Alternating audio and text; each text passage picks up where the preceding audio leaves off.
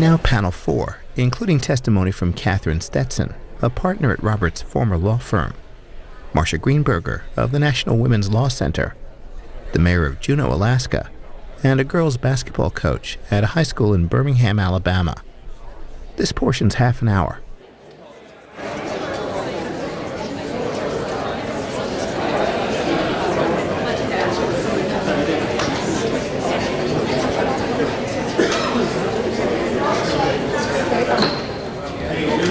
Zoom.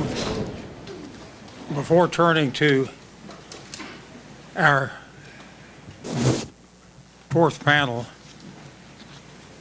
I want to correct the record on a statement which I made yesterday when I was questioning Judge Roberts on U.S. versus Morrison and the alleged rape of a woman. I said by 3 VMI students, Virginia Military Institute, and that was incorrect. It was VPI, Virginia Polytech Institute. I regret the confusion and apologize to VMI and correct the record. And now on to the panel. Our first witness is Ms. Catherine Stetson, partner in Hogan and Hartson, concentrating on appellate and Supreme Court litigation, had been clerk to Judge Harris on the D.C. District Court and Judge Tatel on the D.C. Circuit. Thank you for joining us, Ms. Stetson, and the floor is yours. Thank you, Mr. Chairman, members of the committee. Thank you for the opportunity to testify today. My name is Kate Stetson. I am a partner in the law firm of Hogan and Hartson, and I am here today to speak in strong support of the nomination of my friend and my former colleague, Judge John Roberts, to be Chief Justice of the United States. You have heard many times over of the judge's unsurpassed skill as an advocate. I can speak to that issue as well, but I don't believe you need to hear that from me today. What I would like to do instead is talk to you about my personal experience working for the judge and his role in guiding me from early in my legal career through partnership at my firm. I came to Hogan and Hartson as an associate in 1997 after those 2 judicial clerkships. Those clerkships both gave me a deep appreciation for good advocacy. But I grew up as a lawyer on Judge Roberts' watch. It was my 6 years working for him at Hogan and Hartson, first as an associate and then as his law partner, that taught me to be an advocate. No one could have had a better teacher, but having a mentor and not just a teacher is equally important to any young lawyer's career, and Judge Roberts was a mentor to me as well. He counseled me on matters I handled for clients. He acted as a mock judge for moot courts that I held before my oral arguments. He demanded a lot from me, he praised me, and he supported me unstintingly. I'll give you just one example. Several years ago, I gave my first D.C. Circuit argument. Judge Roberts came, and he sat in the audience and watched. And after the argument was over, he and I walked back together from the courthouse to our offices, as we often had done after the judge's own oral arguments, and together we discussed and dissected the panel's questions and my answers. I will remember that day and that long walk for a long time. Judge Roberts mentored me in less tangible ways as well. I watched him for years interact with colleagues and staff at the firm, no matter what their position, always in the same decent, gentlemanly way. Whether he was dealing with clients or with adversaries, he was unfailingly courteous, never strident, never engaging in the bluster that so often characterizes discourse among lawyers. I learned a lot from him in those more subtle respects as well. 5 years ago, Judge Roberts and his wife, Jane, adopted their 2 children, Josephine and Jack. And that same year, my husband and I had our first child as well. So all 4 of us learned at the same time what a delightful, chaotic, sometimes frustrating, and always joyful thing it is to be a parent. When I came back to Hogan and Hartson after maternity leave, I faced the difficult challenge of being a new mother and a law firm associate. The transition back to work is hard for any working mother, and I was no different in that regard. But the transition back to working with Judge Roberts was seamless. We just picked up where I had left off a few months before. Judge Roberts never questioned the balance I chose to strike between my obligations to my family and to my colleagues and clients at the firm. He supported me in both of those roles, and he did it quietly and without fanfare. At the end of the year 2001, I was being considered for partnership at my firm. I had taken a few months of maternity leave that year. I was also an associate working on a part-time schedule.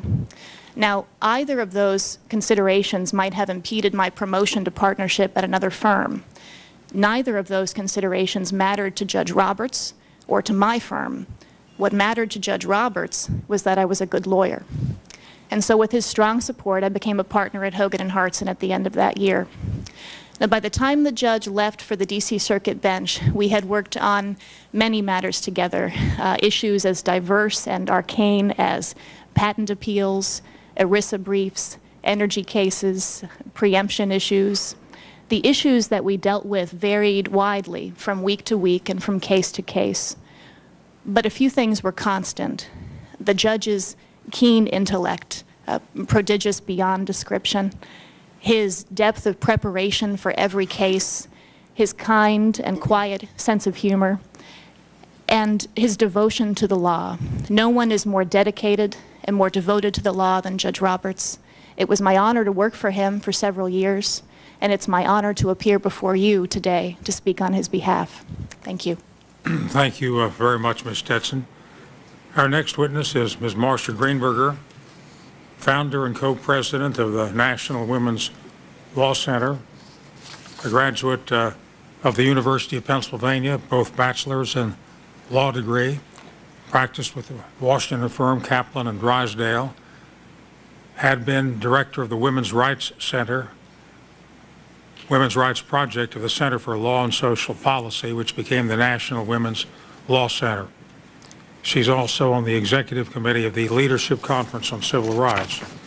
Thank you for being with us today, Ms. Greenberger, and we look forward to your testimony. Thank you, Mr. Chairman. Thank you. I'm Marcia Greenberger, co-president of the National Women's Law Center, which since 1972 has been involved in virtually every major effort to secure and defend women's legal rights in this country. We were directly involved as a result in many of the battles to save women's rights that Judge Roberts worked to undermine. I thank you for your invitation to testify and ask that my written statement and attached report be made a part of the record. Some have claimed that because Judge Roberts has been so supportive of women family members and friends and wonderful colleagues, that he must also support women's legal rights. But Judge Roberts' record consists of document after document detailing his past work to undermine women's legal rights on the job, in schools, and in government programs. This week, Judge Roberts told Senator Feinstein he could not identify anything he would change in his writings and memoranda except the tone he used and support for limiting life tenure for judges. Judge Roberts provided a clear explanation for this seeming contradiction.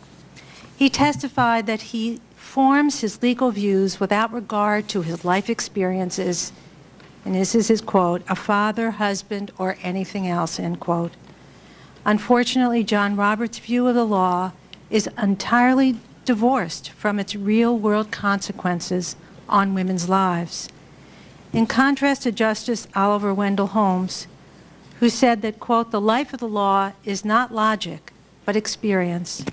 For Judge Roberts, the law is pure logic, untempered by life experience. The Christine Franklin case discussed again this morning demonstrates why his judicial philosophy is so harmful. As a high school student, her teacher and coach sexually harassed and ultimately raped her. Judge Roberts said he did not condone the behavior, and I'm sure he did not. But that is not the point.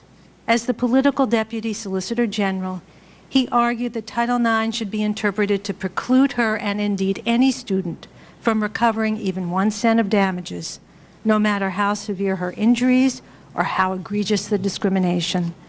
He said students could still recover back pay or get the court to order the sexual abuse to stop in the future. But high school students aren't paid by their schools, and by the time their cases get through the courts, they've often graduated, as had Christine Franklin. So they can't benefit from a court order that a school protect its students in the future.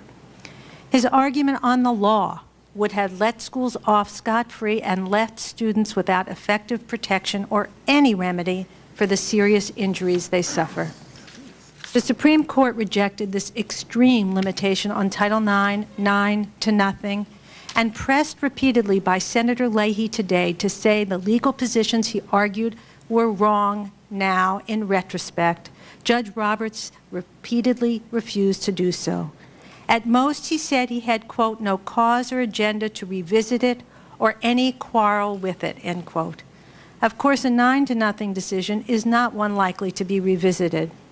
As for having no quarrel with it, that is a careful formulation we have heard time and again in past confirmation hearings. Justice Thomas used it, for example, in discussing the Establishment Clause under the Lemon Test, which he attacked once on the court. He explained in answer to a question at his hearing that having no quarrel with a ruling does not mean that he agrees with it. On women's constitutional right to equal protection of the law, Judge Roberts testified that he now believes courts must give heightened scrutiny to government practices that discriminate on the basis of sex. But Judge Roberts gave no guidance as to which version of heightened scrutiny he would apply, one that gives meaningful protection to women against sex discrimination, as Justice O'Connor and the majority of the court have applied to date, or the Thomas Scalia version that provides little real protection to women. His written record reinforces our concern on this point. The very same concern applies to the right to privacy and the future of Roe v. Wade. Like Justice Thomas during his confirmation hearing, Judge Roberts said that there is a right to privacy and it applies to the marital relationship and the use of contraceptives in that context. But he refused to say how much further its protection would go. For Justice Thomas, we know the answer is not very far. In his first year on the court, he said Roe v. Wade should be overturned and later said there is no general right to privacy at all. John Roberts refused to say he disagreed with Justice Thomas in any way. Judge Roberts has refused to disavow his past record. We don't have the Solicitor General records on the Franklin case or others. He said many times he believes in judicial restraint, but unfortunately what we see from the record and from his testimony is that he's been restrained in protecting individual rights and freedoms, but unrestrained when he has been seeking to narrow them. And that has what led the National Women's Law Center to oppose his confirmation because we so fear turning back the clock for all Americans and most especially women, and the risks are simply too high. Thank you. Thank you very much, Mrs. Greenberger. Our next witness is Mayor Bruce Botello, Mayor of Juneau, Alaska. He has served as State's Attorney General. He has been a distinguished chairman of many of the commissions on criminal justice and youth, undergraduate and law degrees from Willamette University. Thanks for joining us, Mr. Mayor, and we look forward to your testimony. Thank you, Mr. Chairman. It is a distinct honor to appear before this committee to support Judge Roberts' confirmation to be Chief Justice of the Supreme Court, that is his nomination. I do so not only as a public official who has observed his work up close, but also as a liberal Democrat whose views on several social issues are likely at odds with the majority of this committee. I came to know Judge Roberts while serving as Alaska's Attorney General. In January of 1997, I first hired John to represent the state in an Indian law case that we had lost before the Ninth Circuit Court of Appeals. Mr. Roberts prepared our petition for cert, which was granted. He subsequently briefed and successfully argued the case before the U.S. Supreme Court. We ultimately retained him on 8 appellate matters over the course of the following 7 years. I had the opportunity to work closely with Judge Roberts on these cases of immense importance to my state, and it's on the basis of this working relationship that I urge confirmation of Judge Roberts. Mr. Chairman, I was struck by the eloquence, without exception, of the opening statements offered by members of this committee on Monday, but it was Senator Cole's personal test for confirmation that particularly resonated with me. Aside from candor, Senator Cole said that he would look for a person who is competent, has strong character and judicial temperament, someone who knows the law and can explain it to the common person. He would look for a person who has compassion for real people who are affected by the court's decisions, and he said he would look for a person who understands the fundamental values of this nation. In applying Senator Cole's approach, I offer this brief perspective on Judge Roberts. As you have all heard repeatedly, Judge Roberts possesses extraordinary legal skills. His briefs are technically perfect, they are persuasive, and they are a pleasure to read. His writing style is one that is reachable by our citizens. Likewise, his oral presentation and argument style is straightforward, responsive, and conversational. Judge Roberts is a modest, respectful, polite, and eminently approachable person.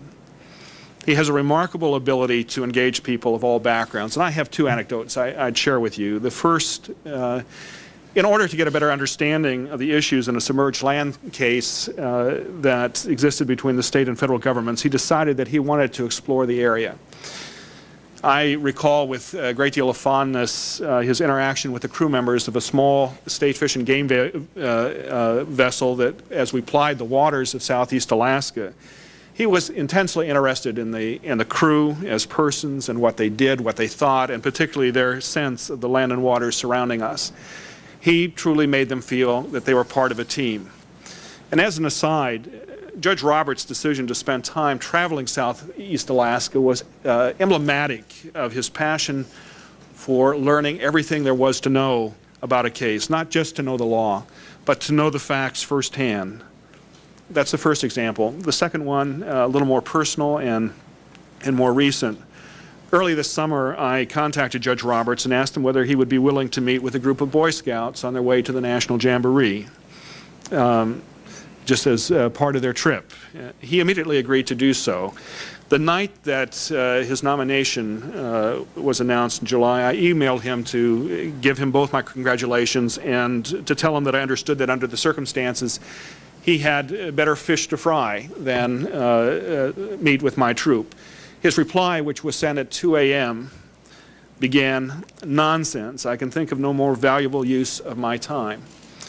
He met with these young men for nearly an hour, and he focused on them in a way that made them feel that they were the most important people in the world at the moment. And their collective evaluation, Mr. Chairman, was, he's a pretty good guy. Judge Roberts works collaboratively. He always sought our views and our critique at every stage of preparation. He delighted in engaging in dialogue with my staff and made clear his willingness to learn from as well as to teach his clients. This collaborative approach to problem solving will be particularly valuable on the Supreme Court. Finally, Judge Roberts has an unparalleled reverence for the role of the law and justice in our society. He was always faithful to the text and context of the law.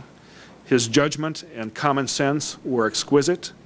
He did not enter the debate on any case we presented him with a predetermined outcome or view. He subjected ideas to rigorous examination to reach logical, sound conclusions based on the facts and the law. While he, like all of us, may hold personal views on a wide range of subjects, Judge Roberts has the capacity to approach every issue with a freshness and openness. He will decide cases, not causes, and he will declare the law as reason and justice lead him.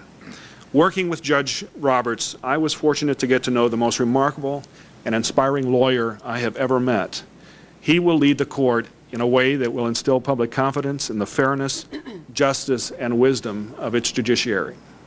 Thank you very much, Mayor. Our next witness is Mr. Roderick Jackson, the plaintiff in Jackson versus Birmingham Board of Education, a Title IX case. He complained about inadequate funding for women's sports, and was the object of retaliation. A graduate of the University of Alabama and Alabama State. He is currently the acting head coach of the girls basketball team at Hensley High School. Thank you for coming in, Plaintiff Jackson. Good afternoon, Mr. Chairman and members of the committee. My name is Roderick Jackson, and it is truly a privilege and honor to be here today. And I ask that you include my full statement for the record. It will be made a part of the record without objection. It's hard for me to believe that I'm actually here. I'm just a teacher and acting head coach of the Hensley High School girls basketball team in Birmingham, Alabama. But my story shows the impact that the Supreme Court can have on the lives of regular citizens and how key a role the court plays in making sure that our civil rights laws truly guarantee fair treatment for all. I was born and raised in Birmingham, where I early on learned the value of taking responsibility for myself, my family, and those in my charge. My father died when I was 2 years old, so I had to help support the family, working my way through school, all the way through graduate school. Other than the 6 years, that I served in the Army Reserves, I've spent my life in that community where I grew up. From 1999 until May of 2001, I was the head coach of the girls basketball team at the Hensley High School. We had a good team. The girls worked hard, and they won many games. 6 of my seniors actually received scholarships out of 7. But my team wasn't treated fairly. The girls had to practice in the outdated, unheated old gym with lumpy floors, while the boys practiced in the new regulation-sized gymnasium. My team didn't get enough funds to pay for the buses to away games or equipment that we needed. We couldn't get access to basic things like ice when a player became injured. To me, this was just unfair. And I also thought it was against the law. So I did what I thought was the right thing. I went through the chain of command at my school and the school district and asked for equal treatment for my team. The school ignored the unfairness. Instead of fixing the problems, they fired me from my coaching job. Being fired was the beginning of a tough period for me. I not only lost the satisfaction of coaching, I also lost the extra income I would have earned. I was labeled a troublemaker, a rabble-rouser, and for 2.5 years, I was turned down for every other coaching position that I applied for. And the young ladies at Hensley, more importantly, lost the only person that was willing to stand up for them. So I went to court to try to get my job back, and with the help of the National Women's Law Center and the law firm of O'Melveny and Myers, I took my case all the way to the Supreme Court. The court, in a 5-4 decision written by Justice O'Connor, made clear that Title IX and laws like it were intended to protect people like me and my girls. I came to Washington for the argument, and it was truly a thrill. I felt like Justice O'Connor was looking straight at me, right in the courtroom. In her opinion, she said that prohibiting retaliation against those who protest discrimination is essential to realizing the goals of the law.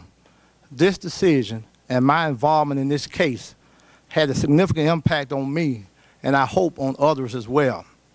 The court's decision sends the message that teachers and others like me can stand up for what is right when we recognize discrimination and bring it forward without being penalized as a result. In fact, people come up to me on the street in Birmingham almost weekly and thank me for what I did. But the decision could have easily gone the other way. A shift in even one vote would have left me without any remedy. That's why today's hearing and the Supreme Court confirmation process is so important to people like me. Like many Americans, I've had a chance to follow some of the coverage and read up on the proceedings with great interest. I've heard and read a lot that raises questions about whether Judge Roberts would act to protect my rights or for those young ladies that I represent. Like Judge Roberts, I have a son and a daughter, and I will insist at every turn that my daughter have equal citizenship rights with her brother. But as I have learned the hard way, sometimes you need help from the Supreme Court to make sure you can do that. I hope that this committee will vote to confirm nominees who understand the key role of the Supreme Court in protecting civil rights, who recognize the significant impact of their decisions on everyday lives and who will help to continue to make the promise of the law a reality. And I thank you. Thank you very much, Mr. Jackson. Our next witness is Ms. Henrietta Wright, on the chairman of the Board of Trustees of the Dallas Children's Advocacy Center. She worked full-time on President Carter's campaign staff in 1976, then for the Democratic National Committee. Yale grad, both BA and law degree, where she was on the Journal, now of counsel to the Goldberg Law Firm. Thank you for coming in, Mrs. Wright, and we look forward to your testimony. Thank you, Mr. Chairman, members of the committee. I'm not here today to discuss Judge... A procedural question. Excuse me interrupting. Are they going to hold a vote for us? The vote is scheduled to be held until 5 minutes to 4, so we're on a tight time schedule, but the answer is yes. Thank you. It's the power of a chairman. Thank you, Mr. Chairman. I'll talk quickly. No. Don't take your time. I just want to make sure the vote's... I'm not here today to discuss Judge Roberts' judicial opinions or his political views. Instead, I hope to give you some insight into John Roberts, the man, whom I've had the privilege and pleasure of knowing for almost 20 years. The President could not have made a better choice for Chief Justice of the United States. I am a lifelong Democrat. I served in President Carter's White House, working for Sarah Weddington. My political views have not disqualified me from being in John's close circle of friends. He himself does not have a doctrinaire approach to life. One of the things I've liked most about John is that he's always been supportive of women and aware of the many difficult choices that some of us have faced. As his wife Jane and I made the long march to law firm partnership and motherhood, he was unstinting in his encouragement. When Jane or I had successes in our Washington law practices, John applauded them. When my daughter Sierra turned 3 and I decided to become a full-time volunteer, he understood and supported the reasons for that decisions as well. John is definitely a man who respects smart women. His wife has 2 more degrees than he does. John's support of Jane's work is constant and genuine. As but one of thousands of examples, recently when Jane's family in New York held a celebration on the same day that she needed to be away on law firm business, John dressed and packed the children for the trip, drove them to New York, and spent several days at Sullivan family functions as a single parent, thinking nothing of it. John is truly a lawyer's lawyer. His intellectual curiosity, especially about the law, is immense. He and I are both longtime members of the American Law Institute and have been together at many of those functions over the years. As you have seen demonstrated this week, he is capable of intelligently discussing any area of law that comes up. John is a very likable, congenial person, and the court will benefit from his persuasive ability and tact. It is not a given that lawyers, especially super smart ones, have good social skills. Maybe as Chief Justice, John can help the court produce greater consensus in its opinions. He will also bring a dry, often self-deprecating wit to the proceedings. I laughed and groaned to see articles picking apart a flippant sentence John wrote when he was much younger about whether homemakers should be encouraged to become lawyers. I could hear the smile in his voice when I read these remarks and felt certain that he'd found a way to tell a lawyer joke on himself. How someone handles disappointments in life says a lot about them. John and Jane went through considerable effort and anguish to have children, sometimes wondering if, as prospective first-time parents in their 40s, it would ever happen. It took a long time to arrange the first adoption, and it fell through just days before the baby was due to come home with them. Rather than being angry or devastated, John and Jane remained calm and positive. Career disappointments came too. John's first 2 nominations to the Court of Appeals for the D.C. Circuit were not acted on by the Senate. For 11 years, he never showed any bitterness about it. Instead, he appeared to relish the challenge of his years in private practice. John seemed perfectly accepting of the possibility that he would never become a judge.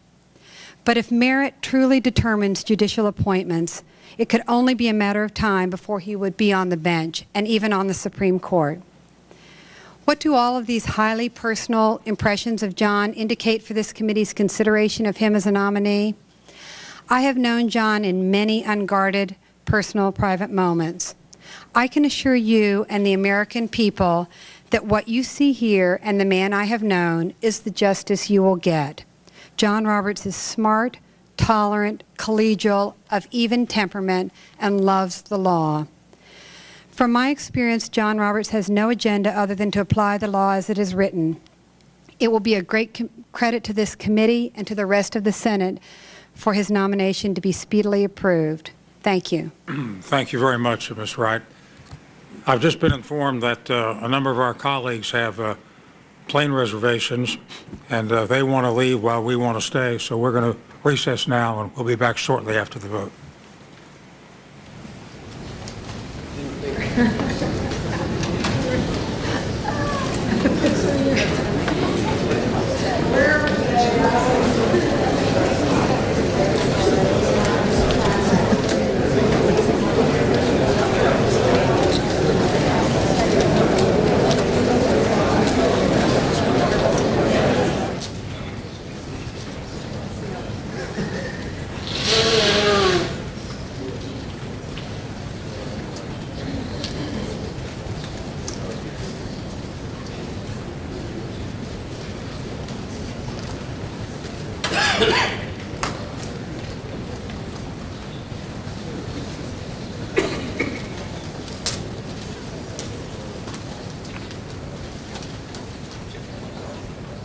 The hearing will resume. The good news is that there are no more votes this afternoon, so we will not be interrupted again. Our final witness on this panel is Ms. Beverly Jones, Lafayette, Tennessee, one of the two plaintiffs in Lane versus Tennessee.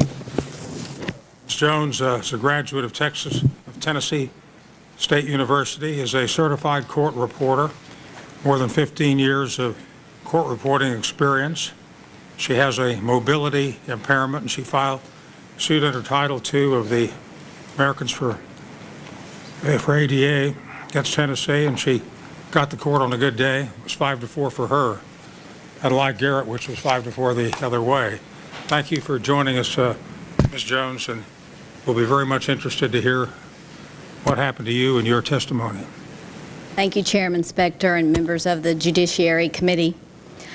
My name is Beverly Jones, and even though Chairman Specter pronounced it Lafayette, where I'm from, it's Lafayette, Tennessee. And I would like to thank the committee for inviting me to testify in these confirmation proceedings. If John Roberts is confirmed as Chief Justice, his decisions will impact the lives of Americans for decades to come. I hope that as you deliberate on his nomination, you will not underestimate the importance his role and decisions will have on everyone, including people like me. If I may, Mr. Chairman, I would like to share with you the importance that the Constitution, the law, and the Supreme Court have had on my life and for my rights as a person with a disability. I was a plaintiff in Tennessee versus Lane, a case that went up to the Supreme Court concerning the rights of people with disabilities to have access to the courts. The Supreme Court took the case to decide whether it could enforce the rights that Congress gave people like me under the Americans with Disabilities Act. When Congress passed the Americans with Disabilities Act in 1990, it found that individuals with disabilities, and I quote, have been faced with restrictions and limitations, subjected to a history of purposeful unequal treatment, and relegated to a position of political powerlessness, close quote, based on inaccurate stereotypes. On July the 26th, 1990, when President George H.W. Bush signed the law, he affirmed this finding and declared that just as we tore down the Berlin Wall to free the people of Eastern Europe, we would tear down the barriers that keep people with disabilities from participating in society. For me, the passage of the Americans with Disabilities Act was like opening a door that had been closed for so long. I lost my ability to walk due to an automobile accident in 1984 and have used a wheelchair since that time. At the time I became disabled, I decided that I would not allow what I wanted in life to be denied because of my physical limitations. At the time of my accident, I was a wife and mother, but had little education and limited job skills. A local judge and attorney encouraged me to look into becoming a court reporter, and from there, my ambitions began. I completed court reporting school the year that the ADA was passed, but to my surprise, when I began my first assignments, I found that I could not get into many of Tennessee's courtrooms and courthouses because they were inaccessible to people who use wheelchairs. I was forced to turn down jobs or face humiliating experiences. Approximately 7 out of 10 courthouses in Tennessee were inaccessible when I filed my suit. In some cases, I could not even get in the door. In the years following the passage of the ADA, some courthouses became more accessible. But even in 1998, when my lawsuit was filed, a number of the courthouses I worked in remained inaccessible to me. Courtrooms were located only on upper floors and reachable only by climbing stairs. I was often forced to ask complete strangers to carry me up the stairs or into rooms, including non-accessible restrooms. This experience was humiliating and frightening. But as a single mom supporting myself and 2 kids, I could not afford to quit my job or strictly limit my work to accessible courthouses.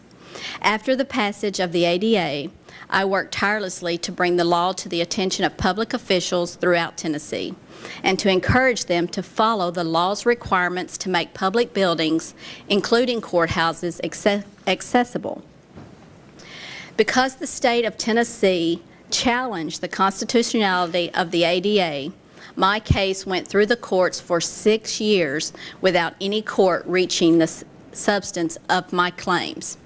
In 2004, my case reached the United States Supreme Court, which voted by a 5-4 margin to uphold my right to enforce the Americans with Disabilities Act's protections. Many changes have been made in Tennessee as a result of the ruling, and I am now able to do my job with much greater ease and without humiliation or danger. My case is over, but what I have been able to accomplish with the help of Congress is not the end of the issue. For me, it would be a hollow victory to see Tennessee versus Lane as the end of the road. There are too many others who need the protections of the law and the Constitution. In fact, Congress's power to enact the ADA will be considered again on November the 9th, 2005, when the Supreme Court will hear a case called Goodman versus Georgia. This case involves a man who is in prison in Georgia and is a paraplegic just as I am. He requires a wheelchair to move about. This man is confined in a 12-foot by 3-foot cell for 23 to 24 hours a day because of the inaccessibility of the prison facilities.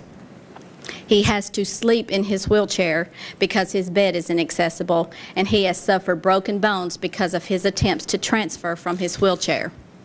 On November the 9th, the court will consider whether Congress has the power to ensure that this man will be permitted to access the same services as every other prisoner in that facility. Just as I do not know Judge Roberts, I do not know Tony Goodman. I do not know if he is a good person or a bad person, but that is not the point. All I know is that just as I should not have had to endure the humiliation, embarrassment, fear, and pain that I did for more than 14 years, he should not either. And if John Roberts is confirmed to Chief Justice, he must know that there are many others like Tony Goodman who need the protection of the law. If confirmed, the role that Judge Roberts will play in defining the boundaries of the Constitution and the power of Congress to protect citizens just like me is critical. It is my hope that the Senate will carefully review the record of John Roberts to determine if he is committed to the protection of the rights and freedoms of every American. I am not here today as an expert on John Roberts' record. I am here today to tell my story, but I do know that there are many within the disabled community who believe that John Roberts' record with respect to disability rights raises serious concerns. I understand that John Roberts has advocated that the Americans with Disabilities Act should be narrowly interpreted to protect only the so-called, quote, truly disabled. Because my case involved Congress's power to enact the Americans with Disabilities Act, I understand just how important it is to ensure that the judges on our courts respect Congress's authority to provide protections that are so desperately needed. Without the protections that Congress guaranteed in the Americans with Disabilities Act, my life and the lives of millions of others with disabilities would be a lot harder. For all of these reasons, I urge the Senate to pay close attention to whether John Roberts has proven that he would ensure that the rights of people with disabilities fought so hard to secure are not stripped away. Members of the Senate, I hope that you will give John Roberts' record very careful scrutiny before voting on his nomination. I hope that the rights of millions of Americans with disabilities are important enough to merit that type of careful consideration. Thank you very much, Ms. Jones, for your very poignant story. As I had said earlier, we have many, many witnesses today. We still have 12 more witnesses to hear. And while there are many questions which would be very fruitful, when we divided up the witnesses, 15 for the Democrats and 15 for the Republicans, we wanted to bring on as many people as we could to hear your stories and see your faces and feel your temperature, take your pulse and see the quality of your testimony and passion both for and against. But I'm not going to ask any questions. I'm just going to make one observation as to your case, Ms. Jones. I had a chance to talk to your lawyer, and there's very strong sentiment in this Congress, both sides of the aisle, to protect Americans with disabilities. Senator Dole, who's not with us any longer, has been a real leader, but people in this dais now were very instrumental in that legislation. And we're not going to let the Supreme Court get away with congruence and proportionality. Your lawyer's nodding in the affirmative. I think that point was made fairly emphatically, so that congressional will reflecting the people and having very important social programs will be carried out. Senator Leahy, do you have questions? I don't have a question, but just to say this, Mr. Chairman. One, I applaud you what you said, but when I voted for the Americans with Disabilities Act, I voted for an act that I expect would be enforced. I voted for an act that would open those doors. I voted for an act so that Beverly Jones could go to work and others could. One of my dearest friends who spends his life in a wheelchair, that he can go anywhere he wants. And if you knew him, you know he wants to go anywhere he wants. We'll keep on working to make sure it's enforced. Thank you, Senator. That wasn't an empty gesture to vote for it. We want an act that's actually going to work, and Republicans and Democrats alike join hands on that one. Thank you, Senator Leahy. Senator Hatch, questions? Ms. Jones, I managed a bill on the floor for our side and was one of the prime authors of it, so we're on your side on this. Thank you. And the Supreme Court is one thing, we're another. And we'll surely try to make sure that your rights are protected. I just have one question for you, Ms. Greenberger, and that is, has your organization ever endorsed a Republican nominee for the Supreme Court? Well, our organization actually rarely takes positions. In fact, the very first time we ever did. You ever been in favor of a Republican nominee? Maybe I should put it that way, for the Supreme Court.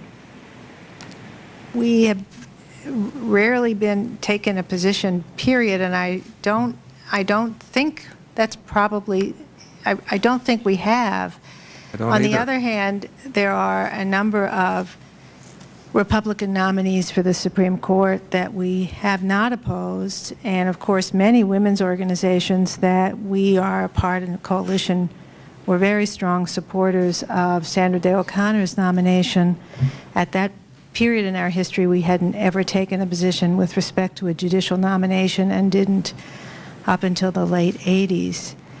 I think what we learned over time as an organization that's so involved with the courts is that when we work on legislation like Title IX, or we try to represent clients like Mr. Jackson, if the judges are hostile and don't have the kind of open mind that we're looking for, whatever their political persuasion may be, then there really isn't the sense of justice at the end of the day, and those legal rights don't really matter.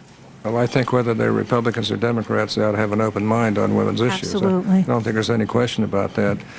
Your organization is closely affiliated with the Alliance for Justice and the National Organization for Women as well. Well, we are a member of the Alliance. The National Organization for Women is an organization that we've worked with on, a range of different issues, like many, many different types of organizations of all different sorts over the many years that we've worked, whether it's involving child care or involving some of the issues where, Senator Hatch, you've been such a strong supporter, like child care. I think you do some good, but let me ask you this. What I'm trying to get to is, do you know of any Republican, let's just say from Chief Justice Rehnquist when he was nominated for Chief Justice on through to the day, who your organization, Alliance for Justice, or now has ever supported or has ever found to be worthy of being on the Supreme Court?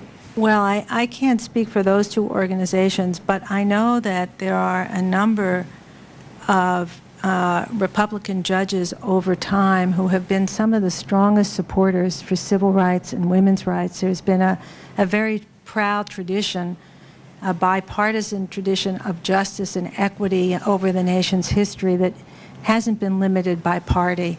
And that's certainly what I would hope that we would be able to see in the future. And in fact, we hadn't taken a position with respect to John Roberts for his Court of Appeals nomination, and did so this time only, as I said in my prepared testimony, because when we looked at the record that was available to us, we were honestly taken aback at how many of the core women's legal rights that are at the heart of our mission he had worked to narrow, and that's what led us to take the position, not his party affiliation, not the administration that nominated him.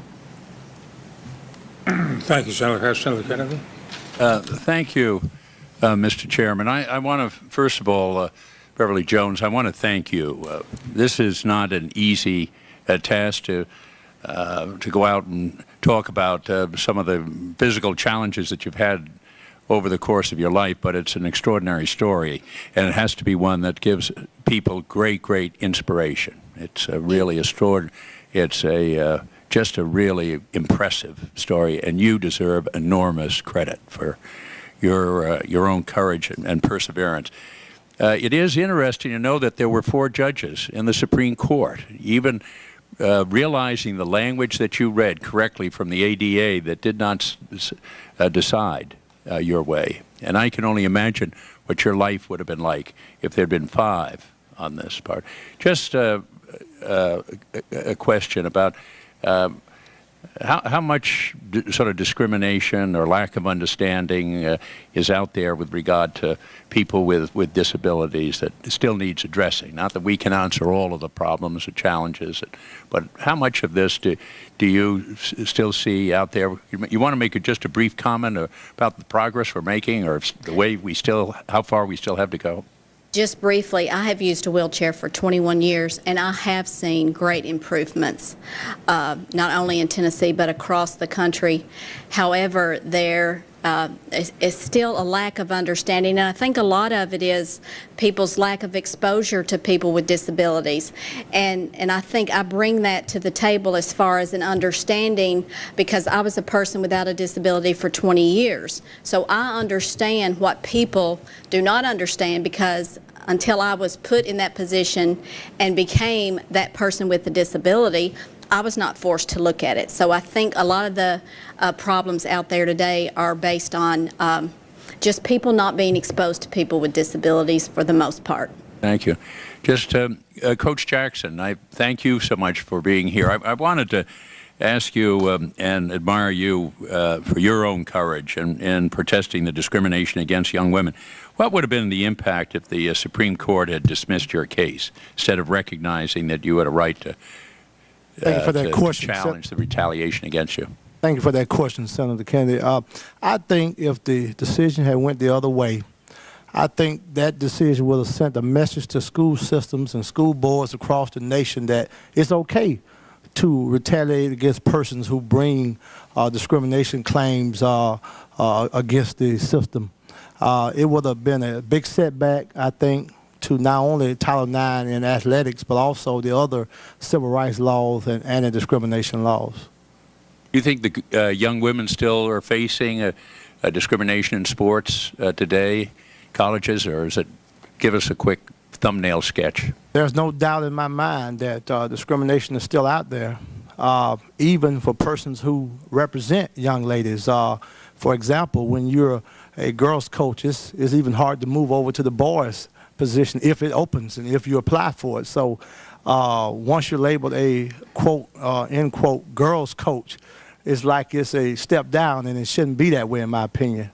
And Marcia Greenberger, you mentioned the Roberts statement in a memo that it's a canard that women are discriminated against because they receive 59 cents for every dollar earned by men. Is there any justification for Roberts' assertion that such a wide pay gap between men and women is not evidence of discrimination against women? Well, there have been many studies. Of course, that was a statement that was made, you know, approximately 20 years ago. And I think if you asked most women in the country 20 years ago, was part of the pay gap due, at least part of the pay gap due to discrimination, I think they'd say yes. I think their husbands would say yes, too. We've made progress, no question about it. But I think if you ask husbands or wives, men or women today, do they still see a problem of equal pay for women? The answer would be yes. And definitely a piece of that is still, unfortunately, sex discrimination. And it isn't just a question of asking people. Studies have shown from 20 years ago up until today, including government studies, that an aspect of the pay gap can only be explained by discrimination. Thank you, Mr. Chairman. Thank you, Senator Kennedy. Senator Kyle. Chairman, I think all of us would like to both compliment these witnesses for their testimony and also ask questions. In the interest of time, I won't do that. I just would make one observation. It's obvious that from the testimony that he gave, we can't know how Judge Roberts would vote in cases that are going to come before him. But in law, there's something called the best evidence rule, and perhaps the best evidence of the kind of person that Judge Roberts is illustrated by the testimony, for example, of Ms. Stetson, who talked about her role as a young mother and an aspiring partner in a firm, a person that he helped to mentor. And I think the kinds of things that she talked about in Judge Roberts as a person should not be forgotten by us when we consider the nature of the man that we are elevating to the United States Supreme Court.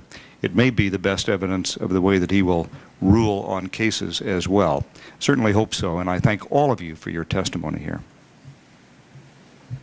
Thank you, Senator Kyle. Senator Biden. Thank you very much, Mr. Chairman. This is an impressive panel, all of them. You know, I may be mistaken, but I think other than Senator Kennedy, I've voted for or against more Supreme Court justices than anybody here, other than 3 other senators, but on this panel. And, you know, it's been an evolving process for me trying to figure out the right thing to do over the last 33 years. And I came to the conclusion about 10 years, well, that's not true, 17 years ago, that there's only 3 ways I can decide to vote my hopes or my fears. One is that do I know people well who know the nominee well? For example, when the former Supreme Court justice from New Hampshire came up, I was one of the few Democrats who immediately strongly supported him and pushed him in the Republican administration because there were 4 people. One, a a governor, a Republican governor of New Hampshire, and 2 others. One's now the Chief Justice of the Supreme Court of New Hampshire, a Democrat. The other was a federal judge from New Hampshire, a Democrat. And the third is another Democrat who heads up the National Education Association. They all came down to see me, and they said, look, we share a vacation home with him on Lake Winnipesaukee. I tell you, this guy's a straight guy. This guy doesn't have an agenda. And even though he didn't have much of a record, that convinced me that I should vote my hopes. I'm glad I did. There's another way to look at it. You can look at what they've written and make your judgment based on that if you don't have any evidence on the first score. And the third is you look at what they say when they come before the committee. I have been impressed by you, Ms. Stetson, as well as you, Ms. Wright, because I wish I knew you both better, because you obviously care very much about this judge, and you think he is going to be basically a mainstream, decent, honorable guy who will not take a narrow view of the Constitution. And so it's worthwhile for me to, the reason I'm taking the time is to tell you that. And it also, but concerns me. I'm very impressed by the testimony of Mr. Jackson and Ms. Jones, because you illustrate what's at stake here. What's at stake? And Ms. Greenberger sort of lays out the problem. I submit for the record, Mr. Chairman, a series of questions I asked in this hearing of the Justice, Judge Roberts. And he used the same language that Judge Thomas used with me. He said, I have no quarrel with the majority opinion. And I'd press him and say, well, do you agree or don't agree? And he said, well, I can't comment on that. Well, that's the same position that Judge Thomas took. And to give you an illustration of how fundamentally different that is, I'm going to conclude by pointing out how different it would be in Mr. Jackson's case. In that case, writing for the minority opinion, Justice Thomas stated, we require Congress to speak unambiguously in imposing conditions on funding recipients through its spending power, i.e., we didn't speak clearly enough, therefore you can be fired. Now, Justice O'Connor, a Republican appointee, taking the same exact language, said, and I quote, our repeated holdings constitute discrimination under Title IX broadly. And she reached a different result. So I just raise for the panel and for anyone who's listening that the situation of Ms. Jones and Mr. Jackson and millions of people like them across America depend on things like whether or not it must be unambiguous, the language, as it's applied, or it must be applied broadly. That's the difference between life and death. That's the difference between freedom and lack of freedom. That's the difference between autonomy and no respect for autonomy. That's the difference between having the right to be let alone, as one famous justice once said, and allowing the government to intrude into your life.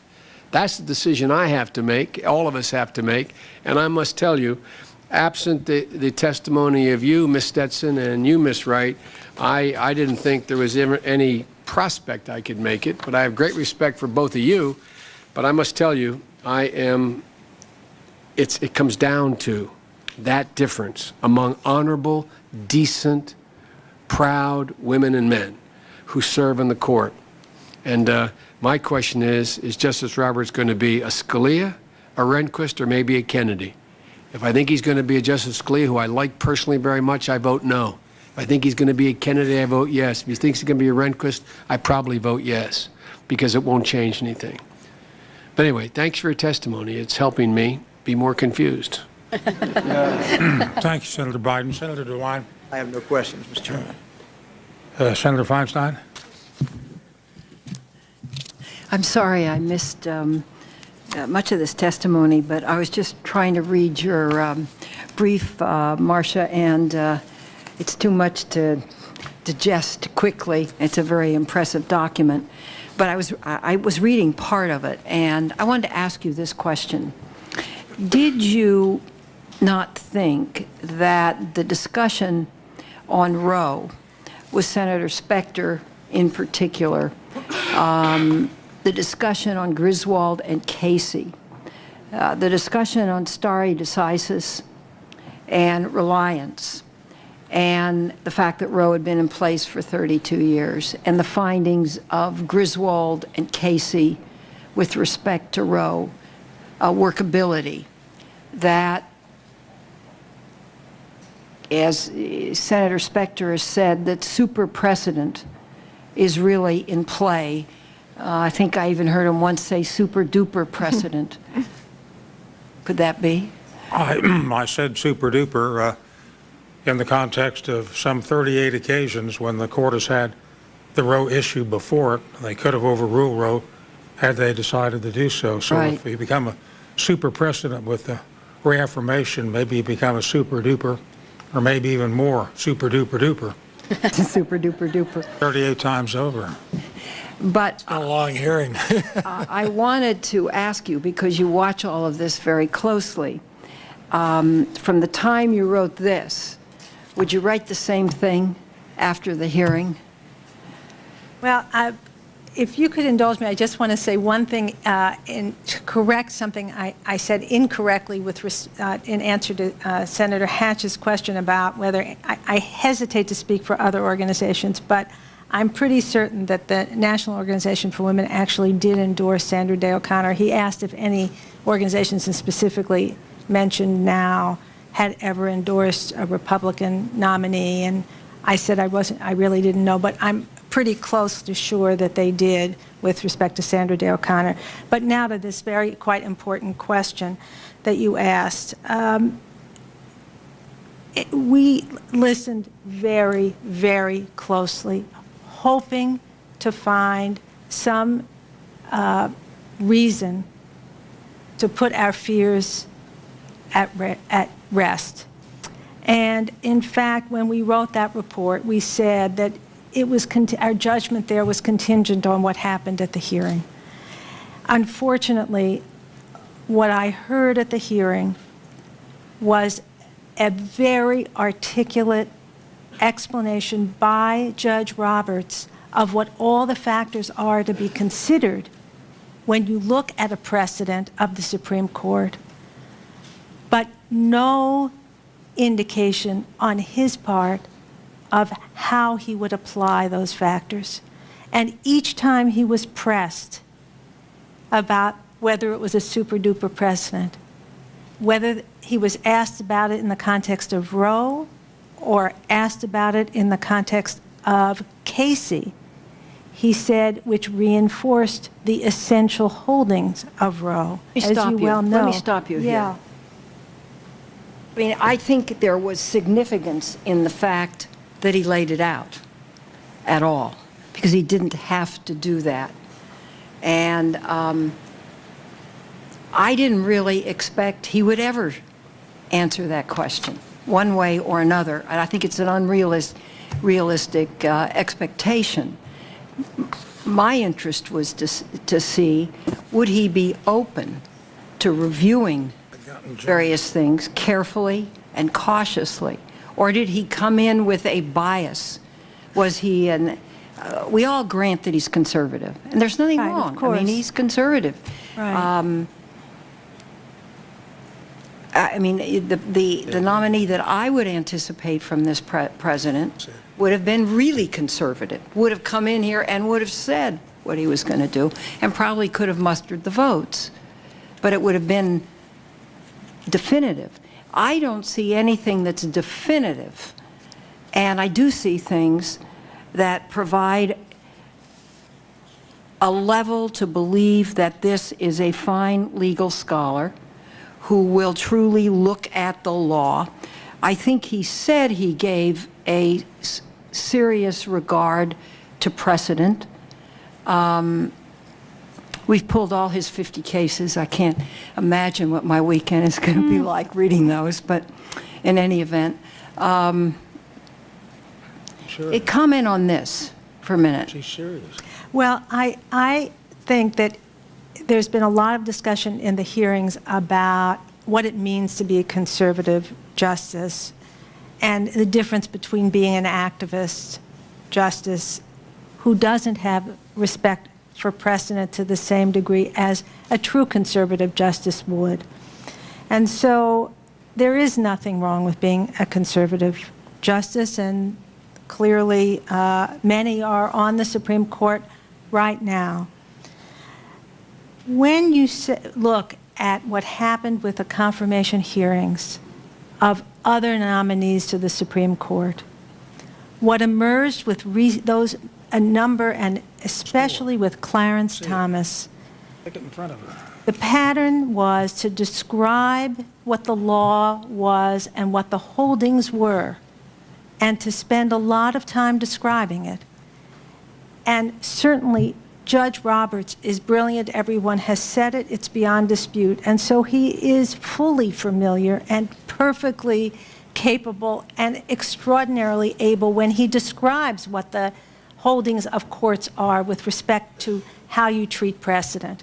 So yes, he did that in a magnificent way. But when it came time to give any sense of what he would do with all those factors, he used the same formulation that Justice Thomas did in not signaling in any way how he would actually apply those factors. And you very effectively asked him specifically about each of the factors. You broke each of those down. I remember your questioning very well. And he agreed with you because you did a lot of that work in identifying each of the factors you consider when you review precedents. And he agreed that those were factors. Of course, he said he would look at them with an open mind. I would expect him to say nothing less.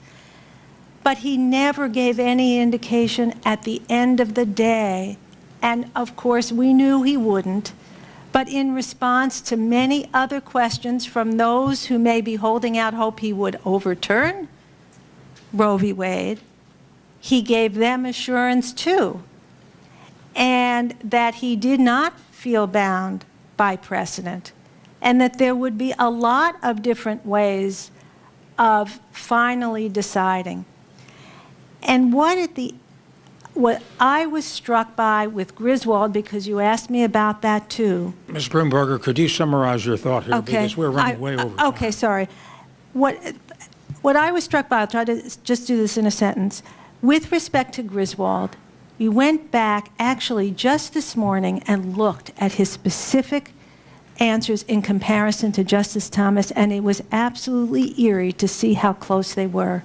Each one said they agreed with Griswold. Each one said they would not have a quarrel with Eisenstadt v. Baird that talked about applying Griswold to unmarried couples. And we looked at the testimony, and with Senator DeConcini asking Justice Thomas, when you say you have no quarrel with something, and he used that exact formulation this morning with you, Senator Feinstein, also with respect to Plyler v. Doe. Justice Thomas was asked, do you mean something different by when you say you have no quarrel with than saying that you agree with? And Judge Thomas said, yes, I mean something different when I say I have no quarrel with. And therefore, when I was listening so closely to those answers, I did not come away, I'll just finish. I did not come away with reassurance. Ms. Greenberg, I'm reluctant to interrupt you, Sorry. but we're way over time, way over time. Do you have anything further, Senator Feinstein? Senator Sessions? Coach Jackson, we're glad to have you here, and thank you for your loyalty to your students and players and the courage to stand up. You know, I admire people who in businesses or big organizations like school systems and state government have the gumption to stand in there for what they believe in. I'm sure it was a long battle, and you're gratified by that result. And I'm informed that while you're here, this may be the first time in 18 years you've missed one of your kids' games. Is that correct? Actually, that was last year when I came up for the Supreme Court argument. For that case? Right. Yes, sir. Well, that's a remarkable record of fidelity to your students, and thank you for your service to young people in Alabama. Thank you. You know, I see Mr. Botello and Ms. Wright, Democrats, I believe, that have expressed such strong support for Judge Roberts. I read in the record earlier today, our former Democratic Attorney General Bill Baxley, an excellent, superb lawyer in the state, who worked on 3 cases with Judge Roberts, and I introduced his record that was so effusive in his praise for Judge Roberts. And Ms. Stetson, on C-SPAN, just happened to catch late one night within the last week an interview by a member of Hogan-Hartson, I believe, Ms. Brannon. Is that a member of the firm? Yes, yes, she is. And she said she had been on the campaign trail with John Kerry and was a Democrat, and it was just an incredibly beautiful statement by her, maybe 15 or more, maybe 30 minutes, discussing her experience with Judge Roberts, how fair and objective he was, how much the firm admired him, how collegial he was, how he was highly intelligent, but was not a bookworm, that he met the people in the firm, was always open to questions. Is that his reputation within the firm? That's absolutely his reputation within the firm. Everyone that I've spoken to about the judge, everyone who knows the judge, who worked with the judge, I think would come forward and say the same thing. Well, I think it's important for us to note that Democrats also who know him and who are not who are being objective and who may have voted for someone else than President Bush, are very supportive of our Judge Roberts. I notice, I know that, Ms. Greenberger, that you sort of represent a coalition of groups that are the point people for the activist judiciary. I think that's fair to say. And I remember, and had it just pulled up, and I found it, a 2001 New York Times article. It discussed a retreat that the Democratic senators had in 2001 for the purpose of forging a unified party strategy to combat the White House judicial nominees. And you and Professor Tribe and Professor Cass Sunstein appeared, according to the article, and it states that you said to them it was important for the Senate to change the ground rules of confirmations and not to confirm one simply because they were scholarly or erudite. So I guess my question to you is, are you the architect of the filibuster strategy? Do you claim credit for that? Well, as I'm sure Senator Sessions, you know, you can't trust always what reporters say in terms of the accuracy of, and I never talked about changing the ground rules for confirmations at all. So I'm not certain about that article, but that certainly wasn't anything I would have said. But what I did and do believe then and do believe now is that looking at somebody's record is absolutely essential. And I agree, I think, Senator Sessions, with you too, that there are a lot of issues to be taken into consideration. Personal qualities, absolutely, but also this Supreme Court, and I know you've said this many times, makes an enormous difference in people's lives, and who will fill that precious seat of Chief Justice couldn't be more important. And I just, because you brought that article up, to me, record is so essential. And there was one other point I wanted to make with respect to the record. I heard this morning a reference to a study of Judge Roberts' record on the D.C. Circuit. And of course, he hasn't been a judge for very long, so by definition, it's a very limited record. And it was pointed out in this study, which I'm the first to say I haven't had a chance to see, that in some worker and labor issues, he actually sided more with the Democratic side of appointed judges. But the same article in the Washington Post that described that also said for civil rights and civil liberties cases, albeit for a very limited record, of course, according to this article, he was 4 times more likely to vote against the plaintiffs in those cases for civil rights and civil liberties than the average appellate judge on the bench today. And that was very sobering, I must say, with respect to the record. Thank you very much. On those cases, I believe the panels were about 97% unanimous on those rulings, and I would offer this article from the New York Times for the record. Without objection, it will be admitted. Senator Leahy has one follow-up question for Mr. Jackson. It's not really a follow-up. And with this running back and forth, I missed part of the schedule. As Coach, I admire you. I know I've sat on so many hearings with whistleblowers in government or federal government, state government. I know it's very, very tough to be a whistleblower. It's tough to stand up for equal treatment. We heard a bit earlier from John Lewis and Nathan Jones and other leaders in the civil rights movement.